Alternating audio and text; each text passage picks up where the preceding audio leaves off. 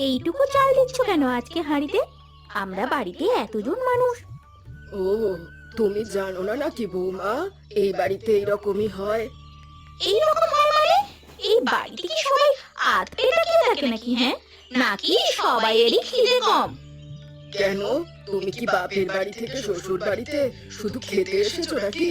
কাজ করতে হয় বৌমা, কাজ করতে শেখো। কাজ করার জন্যই এসেছি মা, সেই কথা আমাকে বলতে হবে না। কিন্তু আমি বলছি যে একটু বেশি খেলে কি কারোর ক্ষতি হয়ে যাবে? সবাই তো সারাদিন কত খাটাখাটনি করে। খাটাখাটনি করে তো আর ঘরের চাল বেড়ে যাচ্ছে না। সবকিছু অনেক যত্ন করে জমিয়ে রাখতে হয় গো। সে তোমরা বুঝবে না। তোমরা কি ভাবছো আমি জানি না? তবে আমরা মিলেমিশে থাকি। একটু কম রান্না করলে সবাই মিলে একসাথে ভাগ করে খাওয়ার আনন্দ পাওয়া যায়। সেই শিক্ষা কি আর তোমরা পেয়েছো? তোমরা তো এত কিছু জানোই না। এটাকে লোকে কিপটে পোনা বলে মা। এইটুকু খেয়ে কারো পেট ভরবে না। থাক থাক, তোমার সাথে আমি এই বিষয়ে কথা বলতে চাই না। তোমাদের হাতে সংসার দিয়ে দিচ্ছি, আমার সংসারটা একেবারে মাটি হয়ে যাবে। ভিটে মাটি বিক্রি করতে আর বেশি সময় লাগবে না। যাও যাও, তোমরা এখন এখান থেকে যাও দেখি। আমি তোমাদের কথায় বেশি খরচা করতে পারবো না। আর হ্যাঁ, কান খুলে শুনে রাখো, আজ রাতে সবাই একটা করে রুটি পাবে। এর থেকে তো বেশি খেলে জেলখানাতেও দেয় মা। তাহলে জেলখানাতেই গিয়ে থাকো না। আমার বাড়িতে এসেছো কেন? এই বাড়িতে থাকতে গেলে আমি যতটা যাকে বরাদ্দ করে দেব ততটাই তাকে খেতে হবে। তার থেকে বেশি যাওয়া যাবে না।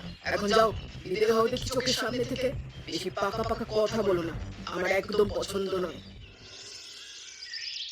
এই জীবনে একটু শান্তি নেই, বুঝলি তো? সকালবেলায় ঘুম থেকে উঠে আবার দুপুরবেলা ঘুম পেয়ে যায়, ভালো লাগে না। এই রে, সত্যি। আর তাছাড়া এই গরমে কি মানুষ কোনো কাজ করে? গরমে একদম কাজ করতে ভালো লাগে না। আর তাছাড়া কাজ করে কি হবে ভাই? মা তো আছে, এনে খাওয়াচ্ছে, আমরা খাচ্ছি। কিন্তু যা খেতে দেয় তাতে তো আমার পেট তো কথা শোনে না। তার তো একটা ব্যবস্থা করতেই হবে। কিন্তু ওই যে মহেশকে দেখতে পাচ্ছিস তো, সারাদিন গাধার মতো কাঠ কেটে যাচ্ছে। আবার আমাদের দেখবি জ্ঞান দেবে যে আমরা কোনো কাজ না করে বসে আছি। বেটা, ওর টাকাতে আমরা যে পায়ের উপর পা তুলে সকালে দুপুরে ঘুম দিয়ে ভুঁড়ি বানাচ্ছি, সেটা তো বুঝতে পারছে না। এই জন্যই বলে কলুর বলদ, বুদ্ধি নেই, শুধু কাঁধে বোঝা নিয়ে ঘুরে বেড়ায়। এই কাঠগুলো কেটে নিয়ে আবার কত দূরে সেই শহরে বিক্রি করতে যাবে আজকে বিকালে, আর তারপর কালকে এত কষ্ট করে রোজগার করা সব টাকা এনে মায়ের হাতে তুলে দেবে। আর সেই টাকা নিয়ে মা পিঁপড়ের পেছন টিপে সবাইকে এক মুঠো করে ভাত আর একটি করে রুটি ভিক্ষে দেবে। এই তো জীবন যত সব। ছাত্র, পেট যখন চলে যাচ্ছে অত ভেবে লাভ নেই। যেদিন একেবারে খেতে পারবো না সেদিন এইসব কথা নিয়ে ভাবতে বসবো। হ্যাঁ, বাবা গো বাবা, এখানে কি অন্ধের মতো মানুষ গাড়ি চালায় নাকি গো? হ্যাঁ, উফ, মরে গেলাম। আমার আমার সব কষ্ট করে কেটে আনা কাঠ ছড়িয়ে গেল গো। পায়ে ব্যথা করছে। উফ, একটু সাহায্য করো আমাকে। এবারে আমার কি হবে? এগুলো বিক্রি করে ঘরে টাকা না নিয়ে গেলে মা তো খুব কথা শোনাবে। বাবরে বাবরে, উফ। কি সর্বনাশ হলো আপনার? এদিকে মানুষজন দেখছি একেবারে দিন স্বার্থপর হয়ে যাচ্ছে। এই জন্যই বলে বোধহয় শহরের মানুষ আর গ্রামের মানুষজন। আরে আপনারা দেখতে পাচ্ছেন না যে একটা মানুষ এরকম গাড়িতে ধাক্কা লেগে পড়ে গেছে? আর আপনারা কেমন, হ্যাঁ, নির্লজ্জের মতো নিজেদের কাজে চলে যাচ্ছেন, তাকে একটু সাহায্য করছেন না? আরে উঠুন উঠুন, কি হয়েছে আপনার? কোথায় কষ্ট হচ্ছে? পায়ে ব্যথা করছে খুব। তাছাড়া আমার এত কষ্ট করে আমার সব কাঠগুলো তো নষ্ট হয়ে গেল। এবারে কি হবে? কিছু হবে না, কোনো চিন্তা নেই। আগে নিজের শরীরে চিন্তা করুন, তারপর অন্য চিন্তা করবেন। তবে এটাই ভাগ্য যে আপনার পা ভাঙেনি, অনেকটাই কেটে গেছে, তাই এরকম ভাবে রক্ত বেরোচ্ছে আর আপনার যন্ত্রণাও হচ্ছে। দাঁড়ান, আমি ডাক্তার ডেকে আনছি। একদম নড়বেন না এখান থেকে। শুনুন, ধন্যবাদ আপনাকে। আমি এতদিন সেই কোন বহু দূরের গ্রাম থেকে এখানে আসি, কিন্তু কোনো দিন কেউ আমাকে সাহায্য করে না। আমি এত পরিশ্রম করি বলে আমার বাড়ির ভাইরাও আমাকে একটু সাহায্য করে না। কিন্তু আপনি একজন অচেনা মানুষ হয়ে আমাকে আজকে সাহায্য করলেন এই বিপদের সময়, সেই জন্য আমার খুব ভালো লেগেছে। আপনি না থাকলে যে আমার কি হতো সেটাই বুঝতে পারছি না। ঠিক আছে ঠিক আছে, এখন আর বেশি কথা বলতে হবে না, আমি ডাক্তার নিয়ে আসি, আপনি সুস্থ হন, তারপর না হয় কথা বলবেন। আপনার সাথে যে আবার আমার দেখা হয়ে যাবে আমি কোনোদিন ভাবতে পারিনি। আসলে ক্ষমা করবেন, আমিও একজন শহরের মানুষ, কিন্তু আমি শহরের মানুষ হয়ে সমস্ত শহরবাসীর তরফ থেকে ক্ষমা চেয়ে নিচ্ছি আপনাকে এরকম ভাবে বিড়ম্বনায় ফেলার জন্য। ছি ছি, আপনি কেন ক্ষমা চাইছেন? আপনি ক্ষমা চাইলে আমার খুব কষ্ট হবে। আপনি একেবারে সকলের থেকে আলাদা এবং আপনার জন্যই আমি বেঁচেছি। ঠিক আছে ঠিক আছে, থাক আর আপনি করে কথা বলতে হবে না। তাহলে কি বলবো? তুমি করে বলবে? আচ্ছা বলো তো, তুমি শহরে কেন আসো? আমরা তো গ্রামে থাকি, তাই কাঠ কেটে বিক্রি করতে আসি শহরে, কিন্তু এর মাঝেই আমি শহরে ভালো কোনো কাজ খুঁজি। আর বাড়িতে বলছিলে যে অন্য দাদারা তোমাকে সাহায্য করে না, সেটা কি ব্যাপার? আসলে আমি বাড়ির সব থেকে ছোট এবং আমার দুটো দাদা আছে। তারা দুজনেই খুব অলস আর মা খুব কিপটে, তাই সংসার চালানোর সমস্ত দায় এখন আমার উপরে এবং আমি একাই এত কষ্ট করে সংসার চালাই। তারপরেও আমাকে অনেক লাঞ্ছনা সহ্য করতে হয়। তোমার কষ্ট দেখে আমার খুব কষ্ট হচ্ছে মহেশ। সত্যি আমরা শহরে থেকে বুঝতে পারি না যে মানুষ কত কষ্ট করে বাঁচে। আচ্ছা একটা কথা জিজ্ঞেস করবো? হ্যাঁ, জিজ্ঞেস করো। আমি কি তোমাকে কোনো রকম সাহায্য করতে পারি? তুমি কিন্তু সেটাকে কোনো রকম আমার দান বলে ভেবো না। না গো, তুমি আর আমাকে সাহায্য করো না। আমি তো এমনিতেই তোমার কাছে অনেক ঋণী হয়ে গেছি, আর সারা জীবন তোমার কাছে ঋণী থাকবো। আমার জীবন আমি এইভাবেই চালিয়ে নিতে পারবো। সত্যিকারের ভালোবাসায় কি এসব দেখা হয়? আমি সত্যি তোমাকে ভালোবাসি, আমার কথা বিশ্বাস করো।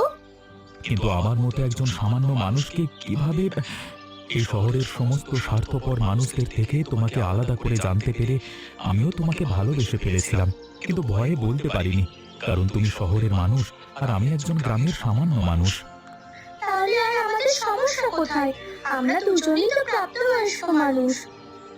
ঠিক আছে, আজকে আমি বাড়ি যাই। আমি মায়ের সাথে কথা বলবো এই বিষয় নিয়ে।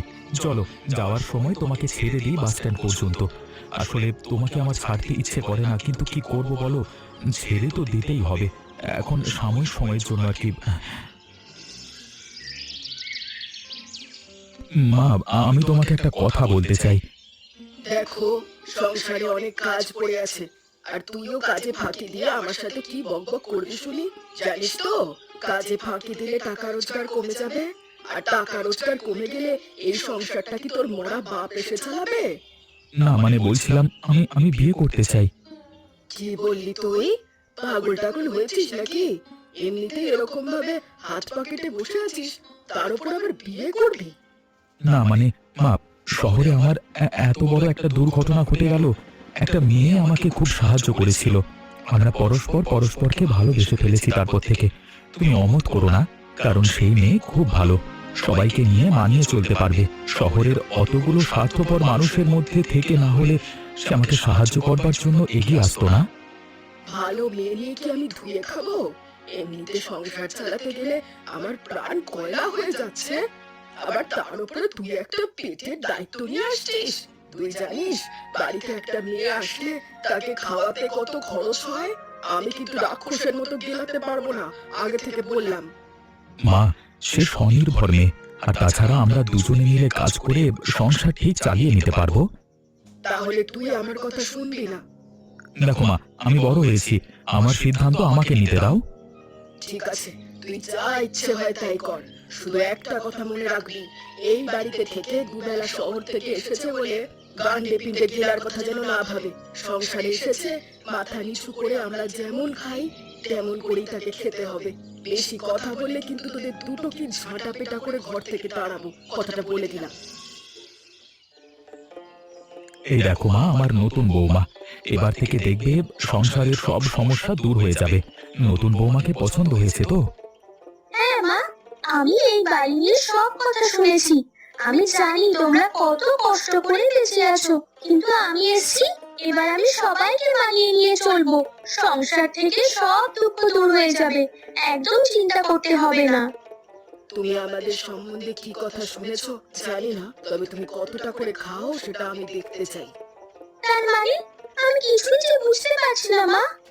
দেখো, এই বাড়ির নিয়ম হচ্ছে সকালে কিছু খেতে পাবে না, দুপুরে আগে সবাই খেত 2 বাটি, আর এখন তুমি এসে যাওয়ার পর থেকে সবাই খাবে 1 বাটি করে ভাত, আর রাতে একটা করে রুটি আর চিনি।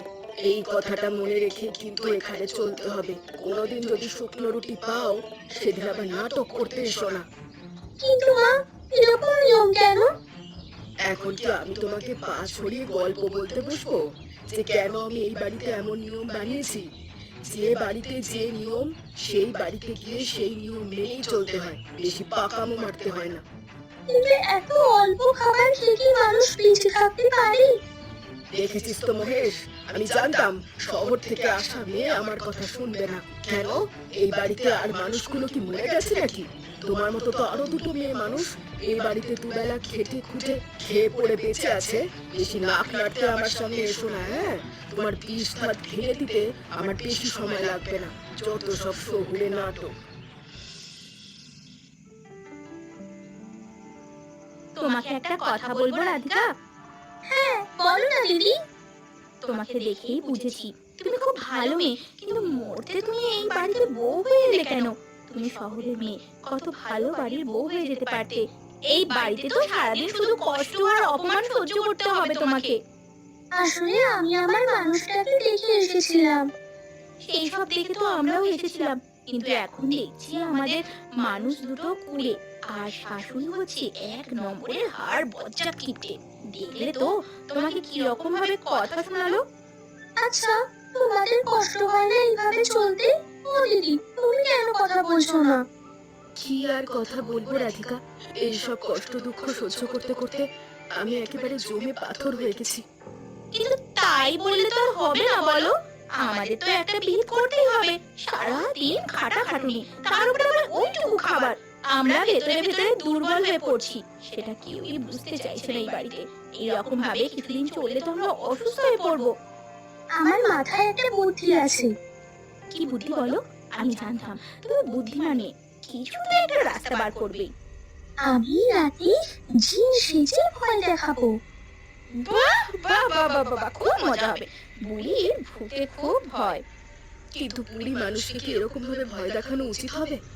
তুমি চুপ করো তো দিদি। তোমরা যা দুঃখ কষ্ট সহ্য করার করেছো, ঠিক আছে, কিন্তু এই অযৌক্তিক আর অনৈতিক দুঃখ কষ্টে আমি এই সংসারকে ফেলে রাখতে পারবো না।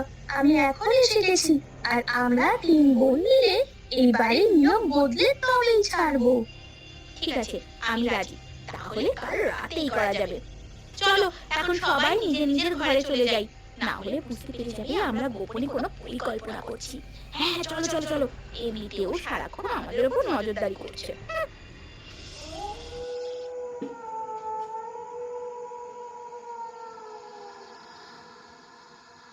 এই বুড়ি, ওঠ ওঠ ওঠ বলছি। আর কত ঘুমাবি তুই? গলা টিপে তোর রক্ত খাবো আমি। কে রে বাপ?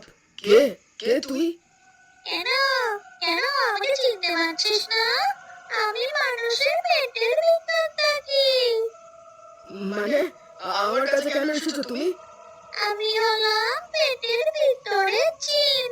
এই বাড়ির লোকজনেরা অর্ধেক খেয়ে থাকে তোর অত্যাচারে। তোর ভয়তে তারা মুখ খুলে কোনো কথা বলতে পারে না, তাই আমিও পেটের ভিতরে অভুক্ত হয়ে থাকি। আমার রাগ হয়েছে, তাই আমি ঠিক করেছি আমার খিদে মেটাবো তোর রক্ত খেয়ে। আয় বুড়ি, আয়। না মানে বিশ্বাস করো, আমাকে ক্ষমা করো, ক্ষমা করো আমাকে। ক্ষমা করবো তোকে? কি বিশ্বাস করবো তোকে? তুই ইচ্ছে করে তোর বউদের অর্ধেক খাওয়াস। কিন্তু আবার ছেলেরা করে আমার সংসারে পয়সা আসে না। তোর ছেলেদেরকে বোঝা যে টাকা রোজগার করতে, আর একজনের ঘাড়ে ভর করে সংসার না চালাতে। যদি বোঝাতে পারিস তাহলে বেঁচে যাবি, আর যদি বোঝাতে না পারিস তাহলে তোর বন্ধুটাকে আমি। ঠিক আছে ঠিক আছে, দয়া করে চলে যাও তুমি। আমি এই বুড়ি মানুষ, আমার উপরে অত্যাচার করো না, আমার উপরে অত্যাচার করো না গো।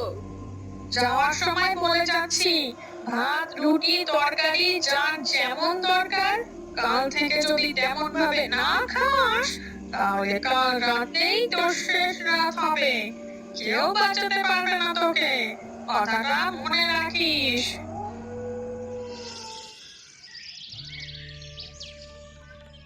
বলছি মা, আজকে কি আকাশে সূর্য ওঠেনি?